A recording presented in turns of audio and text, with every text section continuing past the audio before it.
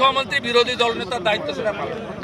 আমি আমার কলিগদের নিয়ে এসেছিলাম, এরা প্রথমে জানতে পারেনি, তাই ভিতর অব্দি ঢুকে গেছি আমরা। মূল গেটটা আটকে দিয়েছে, যদিও আমরা র্যাম্প থেকে দাঁড়িয়ে ভাঙা স্টেডিয়াম পর্যবেক্ষণ করেছি এবং আমরা মনে করি এটা এই রাজ্য সরকারের 15 বছরে চরম ব্যর্থতা, চুরি, দুর্নীতি, স্বেচ্ছাচারিতা, নেপোটিজম এবং যেভাবে জলের বোতল করে পড়ে আছে দেখলাম আমরা। জল থেকেও কোটি টাকা বাণিজ্য করার পরিকল্পনা তৃণমূল করেছে। এত নিকৃষ্ট মানের মানসিকতা সংকীর্ণ চোর, ছিচকা চোরের উপরে 20 টাকার জলের বোতল 200 টাকা করে বেচেছে। বাইরে দর্শকদের কাছ থেকে তাদের জলের বোতল কাড়িয়ে নেওয়া হয়েছে পুলিশকে। সংগঠিত চুরির বিরুদ্ধে রাজ্য সরকারের প্রভাব মুক্ত হয়ে নিরপেক্ষ তদন্ত দাবি করি এবং সাথে সাথে দোষী পুলিশ আধিকারিকদের বরখাস্ত, অরূপ সুজিতের জেল যাত্রা, এটাই আমাদের দাবি। নিরীহ দর্শকদের মুক্তি দিন, তাদের বিরুদ্ধে করা মামলা প্রত্যাহার করুন আর তাদের টাকা ফেরত দিন। এই 5 দিনে সুদ সহ ফেরত দিন। আদায় করে ছাড়ো। ঠেলায় না পড়লে বিড়াল গাছে ওঠে না। কি করে ঠেলা আর গুঁতো দিতে হয় ভারতীয় জনতা পার্টি জানে।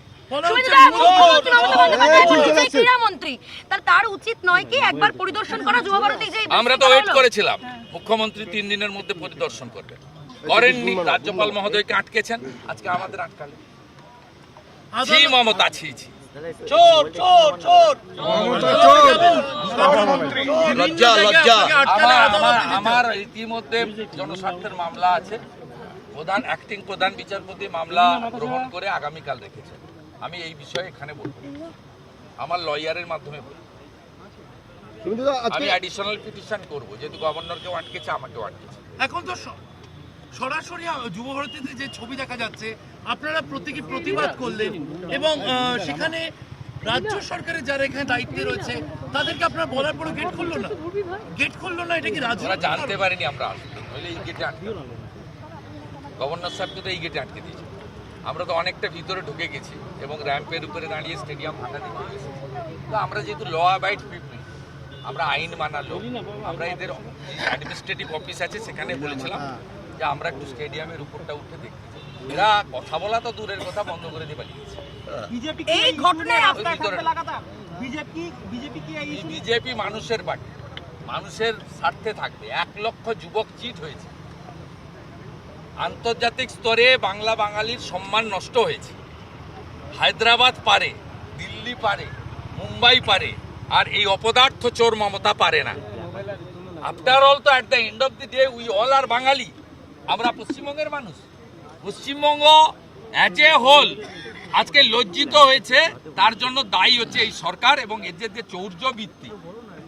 নিজের বাড়ির সব লোককে নিয়ে এসে বিনা পয়সায় টিকিট কেটে তাদের ছবি তোলা, সেলফি তোলার জন্য আজকে এত বড় ইনসিডেন্ট ঘটল, অথচ হায়দ্রাবাদ, মুম্বাই, দিল্লি করে দেখালো।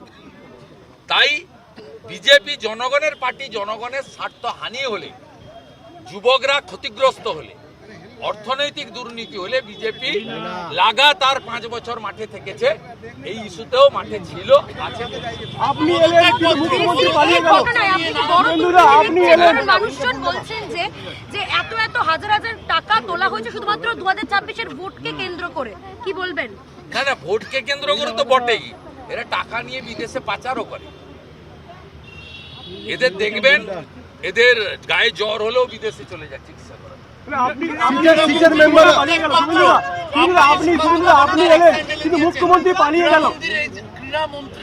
আমি অ্যারেস্ট চাই। অরূপ বিশ্বাস, সুজিত বোসের নামে এফআইআর দেখতে চাই। শতদ্রুত চুনোপুটি, শতদ্রুত চুনোপুটি, শতদ্রুত চুনোপুটি, অরূপ সুজিত চুনোপুটি, অরূপ সুজিত চুনোপুটি।